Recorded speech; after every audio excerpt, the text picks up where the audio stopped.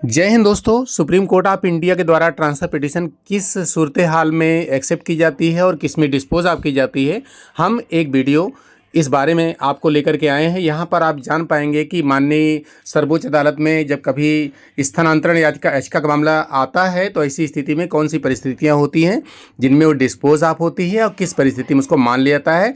हमारे एनआईवीएस DElEd case में भी विश्वनाथ जी के द्वारा यह ट्रांसफ़र पिटीशन डाला गया है और उसमें क्या फैसला आया गया, क्या तैयारी चल रही है और क्या कमी रह जाएगी, उस पर हम लोगों को काफ़ी ध्यान रखना है। तो आइए वीडियो को शुरू करते हैं और जानते हैं कि ट्रांसफ़र पिटीशन में क्या मामला निकल करके आता है। यहाँ पर सुप्रीम कोर्ट ऑफ इंडिया के पटल पर एक ट्रांसफ़र पिटीशन डाली गई थी जिसका नंबर आप लोग देख पा रहे हैं। यहाँ पर ये नंबर क्लियर दिखाई दे रहा है 1957/2023। ये ट्रांसफ़र पिटीशन थी जो कि यहाँ पर शमा शर्मा और वर्सेस रिस्पोंडेंट, यहाँ पर दो पार्टियां थीं।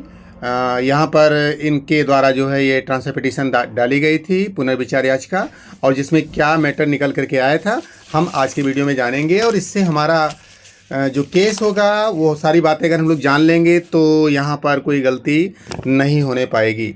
यहाँ पर हम लोग जानते हैं कि आखिर ट्रांसफ़र पिटीशन किस तरीके से एक्सेप्ट की जाती है या उस पर किस प्रकार का जो है व्यूह रचना बनती है। यहाँ पर देखिए, मैं आपको अंडरलाइन करके हाईलाइटेड पॉइंट को समझाते जा रहा हूँ।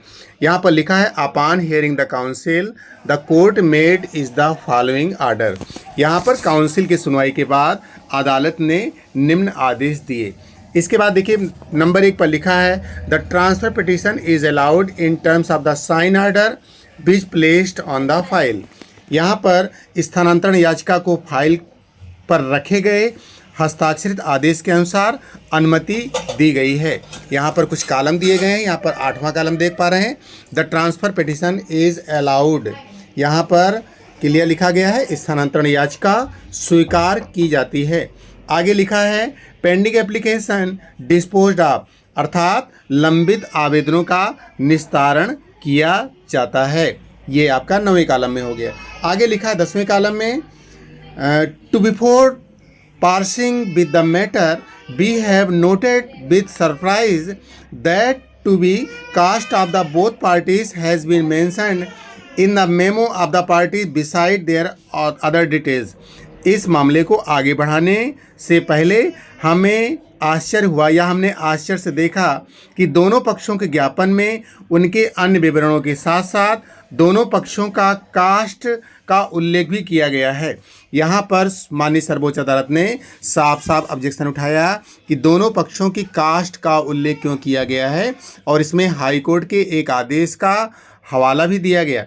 यहाँ पर आगे क्या लिखा हुआ है आप देख पा रहे हैं। यहाँ पर लिखा हुआ है